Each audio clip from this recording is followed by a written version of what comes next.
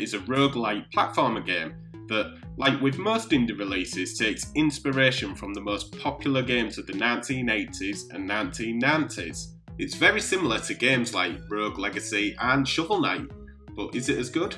Let's find out. So you play as a riftkeeper who awakens from a long slumber and is tasked with restoring balance to his worlds that is threatened by a number of monster-filled rifts that have started opening up.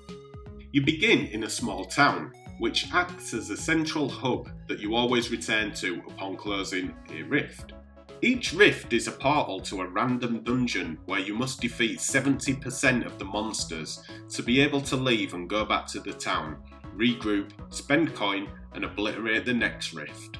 If you complete the rift in the time limit, you'll unlock some secret chests which you can open up back in the town and may be filled with gold or items. The levels get progressively harder, with enemies getting attack and defense bonuses that are highlighted at the start of each rift. One consequence of dying is that you start at the first level with no items except your gold. This can be frustrating, but the game is rather short with only 30 levels anyway, so this does add an extra dimension to the game. You slowly build up enough cash to get better weapons and items, making your playthrough easier and easier. The art style in the game is nice, and it's not as cartoony as most other games. Instead, it's opting for a Castlevania look and style.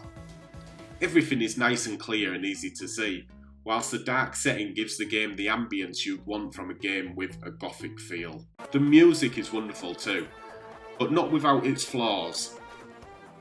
You see, when you're in a rift, the music sounds very 80s German electro, which fits the game really well. It does remind you of films like Fright Night, and it's absolutely the right fit for the game. Sadly, however, the music just abruptly stops, and there's a 10-second or so pause before the next track starts, which is quite off-putting at first.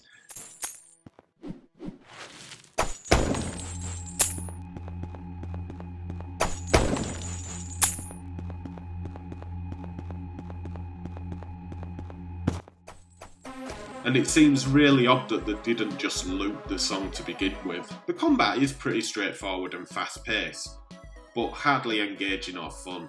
You have both close and ranged attacks, you can block, get a shield, you can dodge, and you can also jump.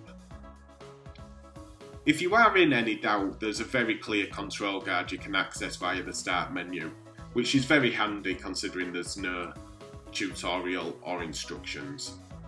The platforming, however, is a totally different story. You see, I thought my controller was playing up at first, but at some points it fails to register both a jump and your ability to hang on to a ledge. This is really annoying when you're up against the clock to begin with, and to not be able to complete a level within the allotted time because of these little flaws is just beyond frustrating. I think it's fair to say that Riftkeeper looks basic at best.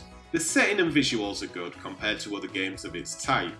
The music is good too, but breaks immersion when it plays the next song after 10 seconds of silence, as though it's swapping a disc like a jukebox. Everything else about the game is good though, except the platforming, but I soon got used to it. Overall then, I'm going to give Riftkeeper a 4 out of 10. It's a middle of the road indie game that is fun, but the bad aspects of the game could have been easily remedied to begin with. I think it's wasted on a console like the PlayStation 4 or the Xbox One, but on the Nintendo Switch it could really shine as a cheap time-wasting game. And that's my quick review of Riftkeeper.